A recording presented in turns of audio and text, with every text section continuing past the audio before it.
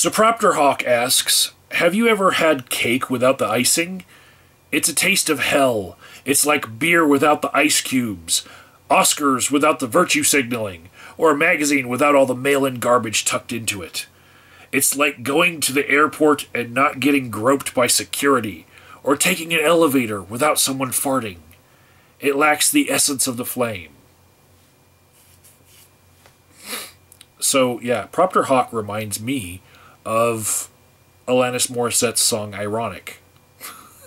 And just to answer his question, to get it out of the way, yes, I have had cake without the icing, and I actually like Jiffy brand cornbread. I find it to be a little bit sweet, and I might add green chilies to the cornbread too. Like, whereas some people might put, chocolate chips in some cake batter, I like cornbread with green chili chunks in it. But Sean Conroy asked, what did people do before the internet? And that's a much better question. I mean, of course, I've got gray in my hair. Of course, I've seen the world before the internet. And what did people do before the internet is an awesome question to ask a guy like me, because I'm fucking old as dirt. Whatever.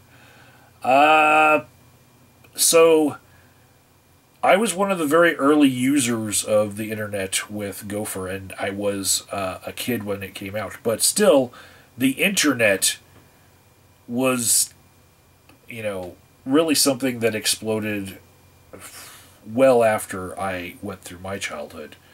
And what I experienced in my childhood still had some technological innovations in it that helped people to get to information in a sort of metered way. For instance, there were tell-all rags about professional wrestling, where somebody who maybe was previously in the professional wrestling business, they would run advertisements during professional wrestling shows, and they would give everyone the behind-the-scenes dirt scoop on all of their favorite professional wrestlers. I remember WCW actually created their own hotline, like 1-900-909-9900. And that number will never leave my head, because I saw that commercial so many fucking times.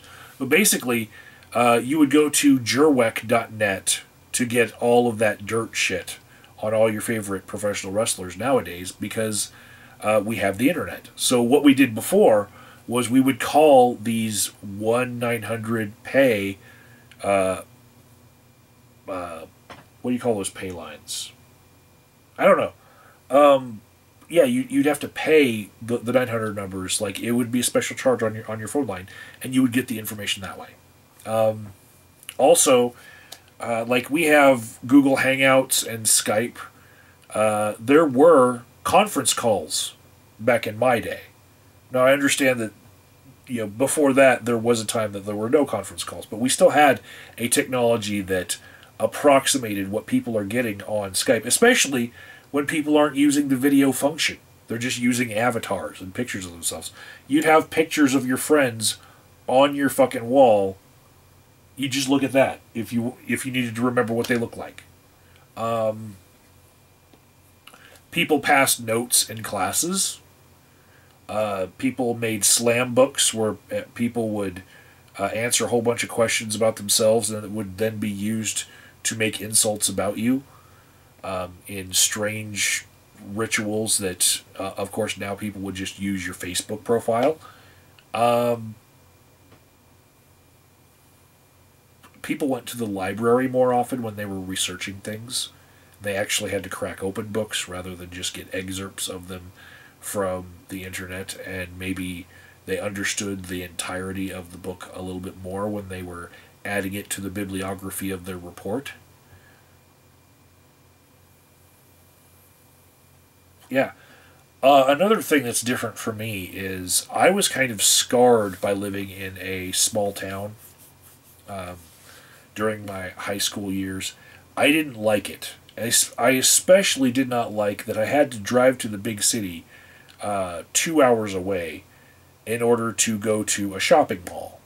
There was no really good shopping in my city. And if you wanted something really badly, you had to wait till that day where you could take that shopping trip all the way to the big city, or you had to mail order for it. And mail order catalogs are limited in they only show, a limited amount of things, and you have to get your hands on the latest mail order catalog. Nowadays, you just go to the website and you see everything they have to offer. You see if they're out of stock. Buying something mail order, you could buy something that was out of stock and have to wait for a very long time, and you would get no notice as far as whether or not your order was delayed. They wouldn't offer things in a catalog unless they felt like they could meet the demand, and things that had very small demand to them, they just wouldn't offer. There was a mailer called Things You Never Knew Existed, but You Can't Live Without, right? And it had a little symbol of a light bulb on it. And I used to just drool over the things that were in that catalog because there was no Spencer's Gifts in my town. There was no Hot Topic. There was no anything in the mall that you would see nowadays. There was no Walmart for a while in my hometown. Then when Walmart came, everyone shopped at that Walmart, and it was the biggest thing in my town. So part of what people used to do is they used to plan their lives around shopping trips to the big city before the internet.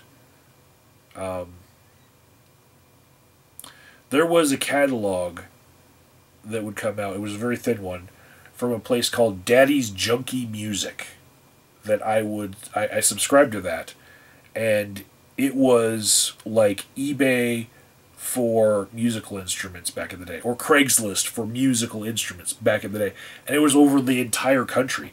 People would list the things that they had for sale, the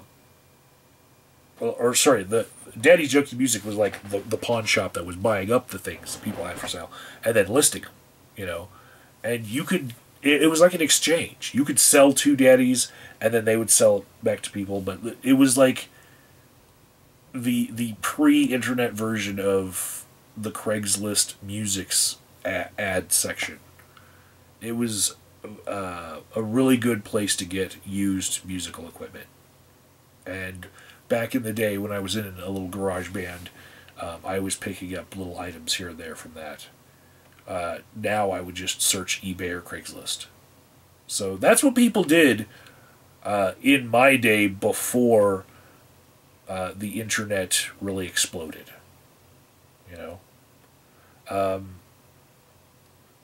Prior to this age where getting a phone connects you socially to all of your friends because you have the ability to text friends and get apps. When a kid hits that age where their parents finally allow them to have their own cell phone. Prior to that, the key to your social life was the day that your parents decided to purchase a bicycle for you. Because you could call someone's house, but there's a good chance if they had a bicycle, they weren't at home. They were checking on all their friends by riding around the neighborhood.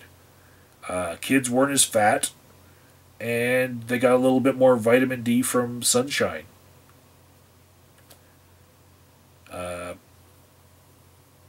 That's it from Grandpa Agent of Doubt for today. No more nostalgia for you. If you guys want to share in the comments things that I left out from the experience of your childhood, go ahead.